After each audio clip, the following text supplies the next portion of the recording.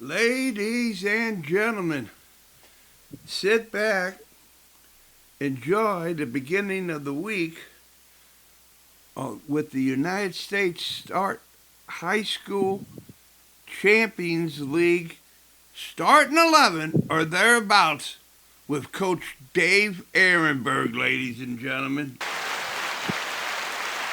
Hello, hello. How are you? All right.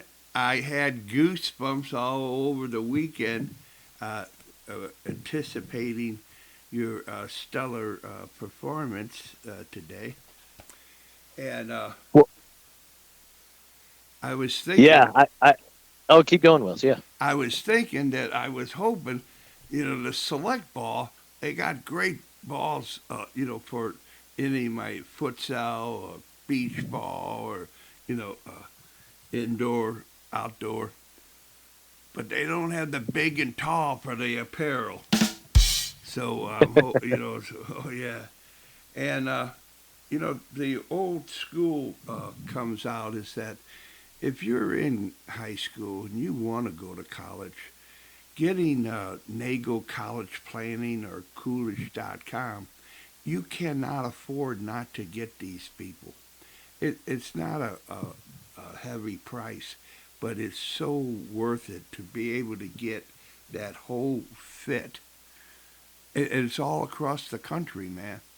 I mean, they're not limited, and so and with great schools. So that's what I for sponsors, and well, Well, that. and I think what I'm going to talk to kind of ties into those sponsors a little bit, especially the college planning, because we're going to dive into the world of high school versus academy here a little bit. So, Wow. Well, let's not hold it back, baby. Here you go, Dave Ehrenberg, ladies and gentlemen. okay, well, I have a lot of topics that are all kind of rolled into one, but it's all starting from a tweet. So I'm scrolling through Twitter or X now, and I come across a tweet from the assistant coach from William and Mary University on the women's side. So I'm going to read you the tweet, and then we're going to go from there. Okay? Yeah. So here goes. The reality is the landscape has changed almost overnight. Roster limits and fifth-year eligibility have dramatically reduced opportunities. By some estimates, there may only be around 1,700 Division I freshman roster spots available each year, markedly less than ever before. Does that mean youth soccer isn't worth the time, sacrifice, or money? Absolutely not. The biggest mistake we can make is judging the value of youth sports solely by whether it ends with a Division I roster spot. At some point, every player's career comes to an end. Maybe that's at age 16, maybe 18, maybe 21. What matters most isn't how your career ends, it's everything the game gave you along the way. The bonds forged on the soccer field endure the test of time. Sports teach discipline, commitment, resilience, teamwork, leadership, and how to handle failure. What's more, studies have shown that roughly 70% of women in C-suite leadership positions participated in competitive sports growing up. Please don't mistake this for saying kids shouldn't dream big. They absolutely should. Set ambitious goals and work your hardest towards them every single day, but don't let a Division I offer become the only definition of success. Okay, now, I think what she was talking about is not nefarious at all. And I want to unpack it, but I think there are underlying currents here that I really want to connect the dots. So, first off, she starts by saying the obvious that I've been seeing, and with all these NCAA rulings, there are less college opportunities now, and there's a variety of reasons. They have limited the roster spots now, where it used to be you'd have 40 players on a roster. Well, now it's down to 28. You've got international players that are competing with American kids for a lot of the spots, especially on the men's side. Transfer portal has become really big, which takes away spots for incoming freshmen. Fifth year, again, takes away other spots for freshmen. So there's less college opportunities. Another point that she then goes on to say, though, which I think is rooted in a good place, she said, is it still worth it to play? And her answer is yes. And I actually fully agree with her. Yes. this should not all be about going Division One. Like you're playing soccer because you love the game. However, she said, "Is it worth it to play year-round club ball and pay all that money to do that?" And she came up with the conclusion, yes, it is. And she said, really, the key things that you should be doing as a youth soccer player are learning discipline, commitment, resilience, teamwork, and leadership. Okay, the Division One offer is not the measure of success. So that's kind of how she's if we're going to unpack her tweet here. All right, now my rebuttal to that would say what she has zeroed in on of what's important in youth soccer, which I totally agree with. And Wales, I'd love to hear your opinion. I think the soft skills you learn playing youth soccer, and shoot, you could say this about any youth sport, teamwork, resilience, dedication, all of that stuff, that's what really matters. All right, Wales, can we agree on that? Would you agree on that point? I use the terminology, hallelujah. Yes. Okay, so she has zeroed in on the really important part. Well, guess what, Wales? Guess where you get all of those things? No. High school soccer. Yes, High school soccer. That's right. So if there's one thing that high school does really, really well, it's teach all of those soft skills. All right, so her point was, guys, we're missing, people are starting to miss the boat. They're starting to think that everything's just about going to college. It's not. It's about those soft skills. But where her point misses the mark is she says, see, so you should continue to play year-round pay-to-play academy. And that's where I'm like, oh, you were so close to getting this right. All right, so no, that's not the you've got what the problem is. We're losing the why.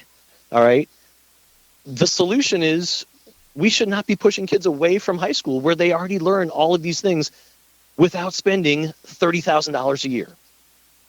All right, so that was a huge thing, and she talked about how Division One offers aren't the measure of success, but if you look at how academies brand themselves now, they only measure themselves on Division One commitments. Because if you follow their Instagram pages, any of these academies, it's all about what commitments their kids are going to.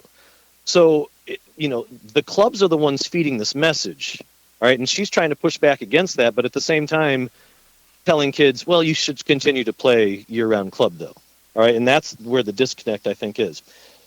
All right, so, I just went through a bunch of points right there, and I'm going to kind of go into the academies a little bit more now. If you look at the year-round academy model, and I talked about this a little bit last week, it started with Path to Pro, all right? And I think a lot of people, I would agree with this, I think that's a totally fine thing for your academies to have a pro pathway. Then they changed the field goal posts, and they made it Path to College. So now most academies aren't even really striving to get kids to the professional level. Their main goal is, can we get our kids to college? Okay. And then this tweet is basically saying, well, now the academy's mission is path to learning discipline. All right. I have a real issue with this, that's not the academy's job. All right. And if we're lowering the bar to that, man, we should all pay $30,000 so kids can learn teamwork and discipline. That is not the purpose of a year-round academy.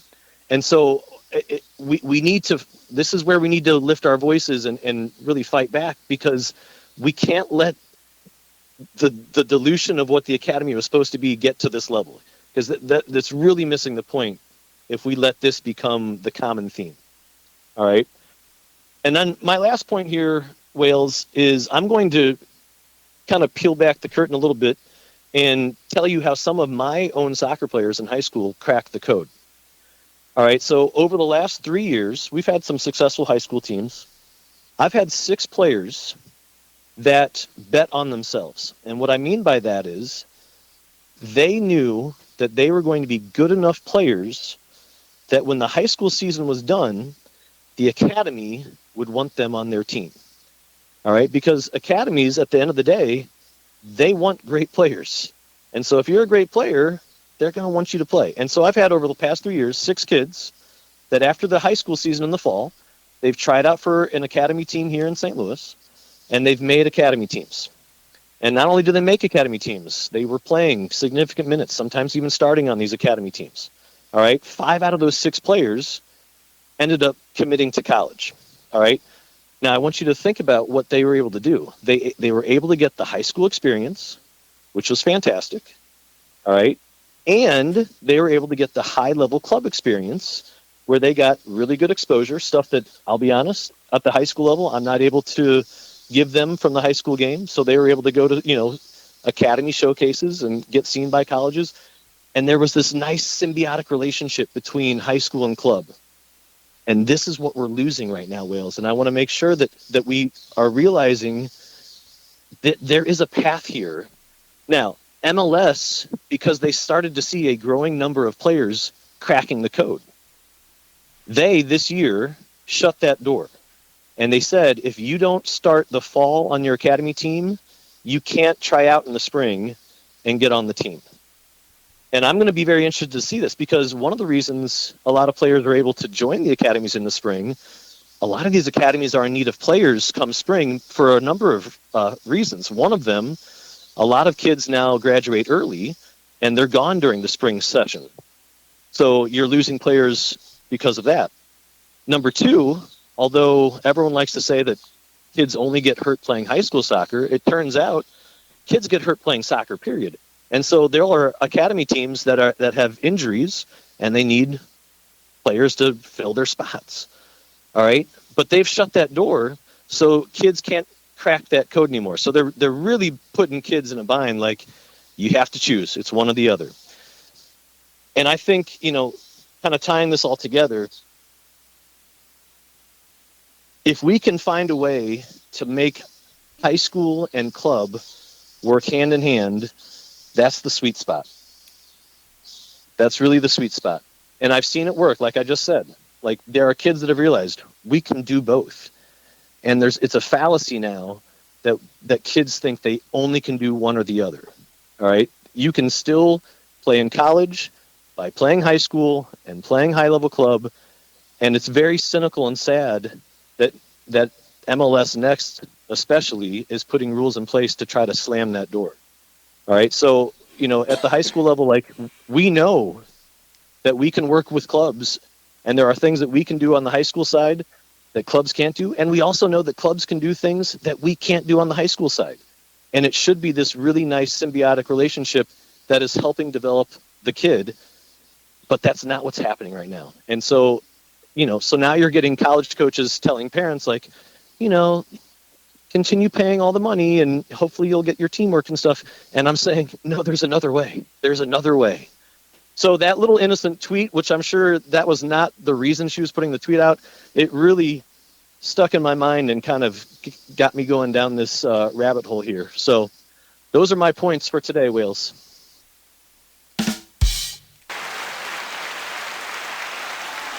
I'm going to replay it over one more time to get into taking my shovel with me, because I'm guaranteeing when you said about cracking the code, then you're also saying, hey man, you're gonna stumble and fall.